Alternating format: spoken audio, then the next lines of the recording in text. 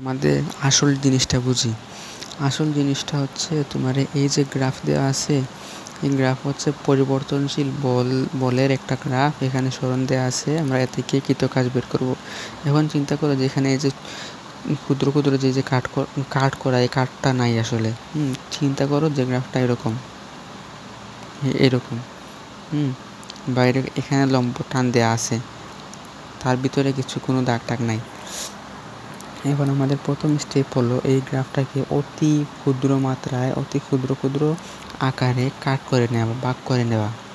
এখন এত পরিমাণে ক্ষুদ্র আকারে ভাগ করব যে এত ক্ষুদ্র যে যার কারণে তোমার উপরের যে এই যে বক্ররেখা, এটা যাতে ফিল না হয়।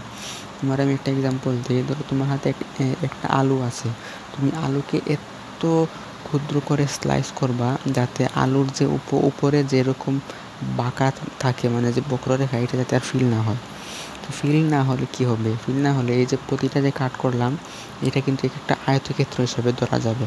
কারণ এই যে উপরের যে বক্রটা, এইটা কিন্তু ফিল হবে না, কারণ এত ক্ষুদ্র পরিমাণে যে এটা কিন্তু ফিল হবে না, মনে হবে যে একটা আয়তক্ষেত্র।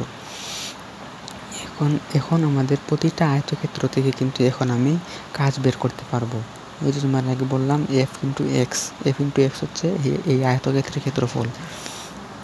কাজ বের করতে পারবো। কাজ বের করে প্রতিটা আয়তক্ষেত্র যদি আমি যোগ করে ফেলি, তাহলে টোটাল কাজ হয়ে যায়, তাই না? এজন্য এখন দেখো যে